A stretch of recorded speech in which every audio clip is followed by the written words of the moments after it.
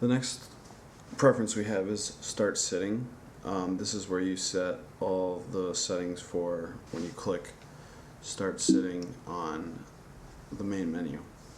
So basically, if you're in card reader mode up here, if you're in file, which is the card reader, and then you go to start sitting, you'll see everything's a little bit different, just a tiny bit. Down here, search for images in all subfolders, which means it'll look for the card on your desktop and search inside that card for any kind of image.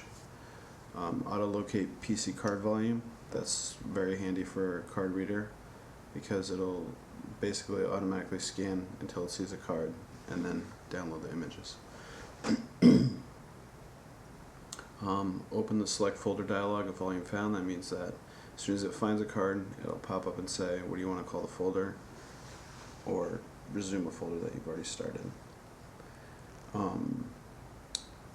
So let me show you. If we switch back to camera here and then go back to start sitting, you'll see that some of these search for images in all subfolders is grayed out because of that. So if you're trying to get this to work, just remember it's because of your input.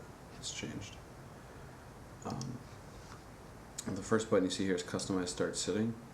This is basically where you tell it how to handle the images once it finds them, either from the camera or the card.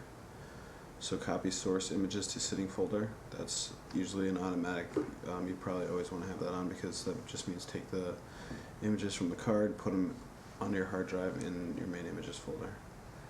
You can create subfolders within the sitting folder, and if you click here, you'll see that you can change the names of those images, those folders.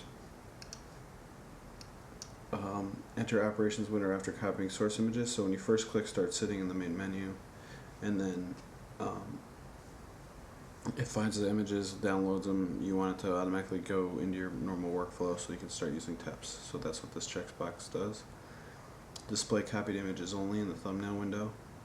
That means if you want, you can have it get rid of everything that's already there and just show you the new images that you just got up in the thumbnail window. You can see how delete source images after copying to sitting folder, that's grayed out, and so is this one, delete source images folder if empty.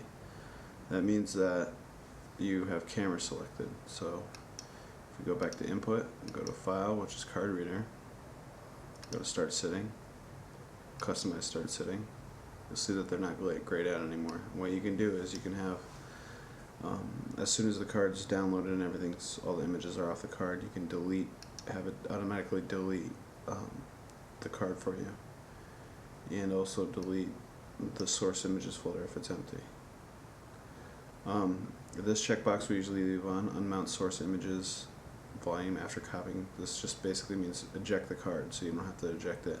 So as soon as it's done downloading, in the bottom screen corner, right hand corner of your screen, you'll see something that says it's okay to remove your card, and you can just pull it right out of your card reader. Let's see. So delete source images, just one note about this is if you're worried that maybe in case it didn't copy, you want an extra copy of the images on your card just until you bring it back to your camera, you can just start formatting your card in your camera and delete them that way. So it's really your choice, and this is where you change it.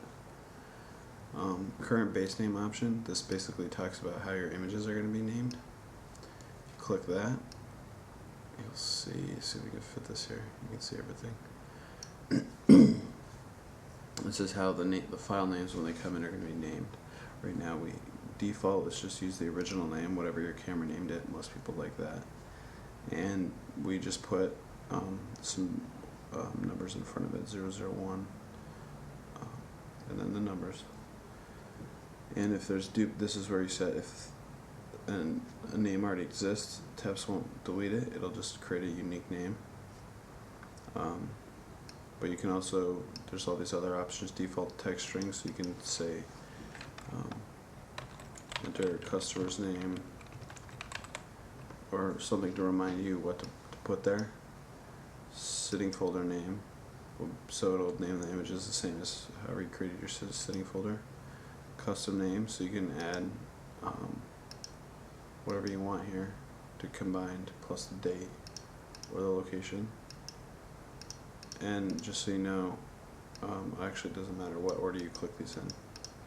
Custom to, this is just something that we specifically had, and the original name is what most people like to keep it on. Okay. And then hit OK again. And if you want, you can have it automatically copy all your images to a separate folder somewhere on your hard drive. And this is where you set all those preferences. Copy up to twice. The sitting folder, this is where you specify the sitting folder's name. Right now we just have it as the date, so this will come up with today's date. That's what a lot of people like, because then they have all their photos organized by date. Or you can use a custom TriPrism. Basically, you can use the date, use text and the date, but the default text string, you can put whatever here or just use the date. And I think that's about it for these preferences.